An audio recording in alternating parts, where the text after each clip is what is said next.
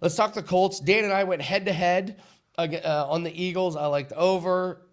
Dan liked under. So let us know, what do you guys think of the Indianapolis Colts? The season win total is set at 7.5. I know where I'm going with this one, and this might actually be a client play on my end. Dan, where are you going? Well, maybe I can talk you out of that client play because I think we might be seeing this a little bit different here, Andy. 7.5, man. That number, it piques curiosity. And you saw Steve's gut reaction there, right? Where it was, I don't know, over, right? Well, both years under Shane Steichen thus far, Andy, 8 or more wins. So let's start with that point. We talk all about Mike Tomlin. He's always 500. Obviously, a much smaller sample size, what you're seeing in Shane Steichen. But I know this guy well from being an Eagles fan. I think he was a great tab as a head coach. Now it's just, does he have talent to work with? And that's the big question with this Indianapolis Colts team.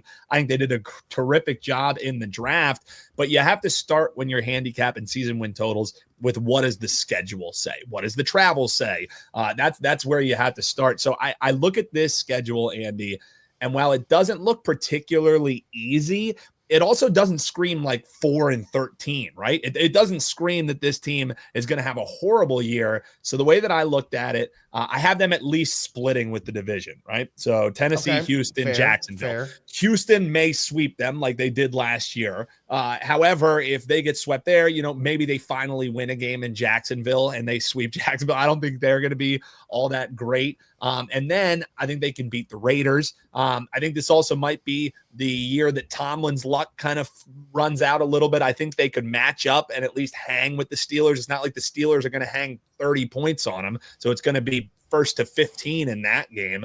And then I think they can beat the Falcons. So right there is 6 wins, Andy. So 7 if they end up sweeping anybody in their division. That's what I'm assuming here. So then the question is, where do the other wins come from?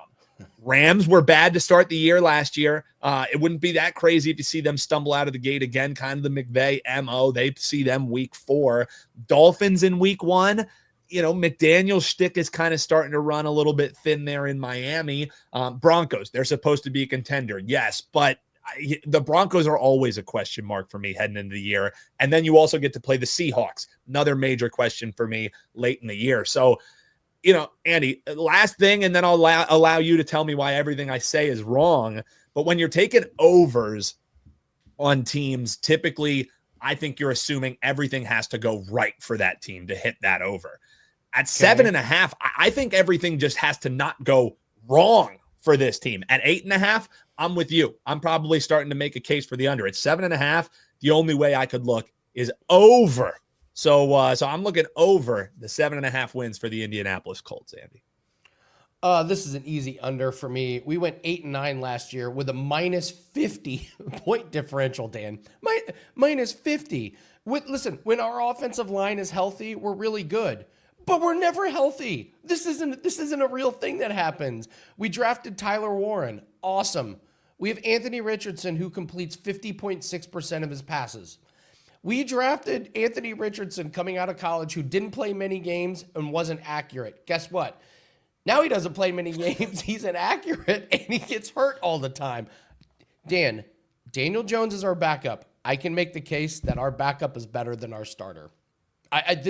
This is a recipe for disaster for the Colts this season. We get a couple of injuries and it's over. We have decent receivers. We just don't have a quarterback that can get them. Our secondary's awful. We can't guard anybody. And when you looked at our schedule, I think Miami won. Week 1, Miami, when Tua isn't hurt, I think we're in trouble. Week 2 versus Denver, I think that's a loss. Week 4 at Rams, I think they're better than us.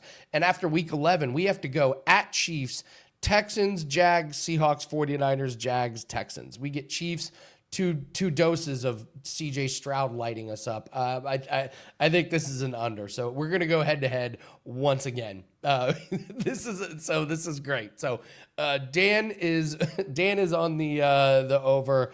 I'm on the under here on the Indianapolis Colts. So this is great. Head to head again. I wasn't when Anthony Richardson taps out of the game. It will be Daniel Jones coming in on the goal line who can get you in there, right? It's not the ghost of Joe Flacco that's coming in. So I see comments coming in talk about the quarterback situation.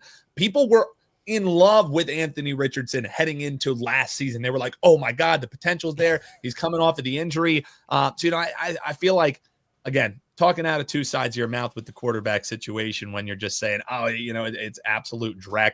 I think there's worse situations you could have. So, yeah, I like it, Andy. Head-to-head here, back-to-back days. I like the under on the Eagles. You like the under on your team. I like the over on the Colts. You like the over on the Eagles. We both. The comments have to break these teams. ties. Comment below, and what team do you want to hear us break down next? We're going to do every single team heading through the preseason here, leading up to the season. So, what team do you want to hear next? Indianapolis Colts. We got Eagles checked off the list. We'll talk another tomorrow. Comment below on which team you want to hear us break down.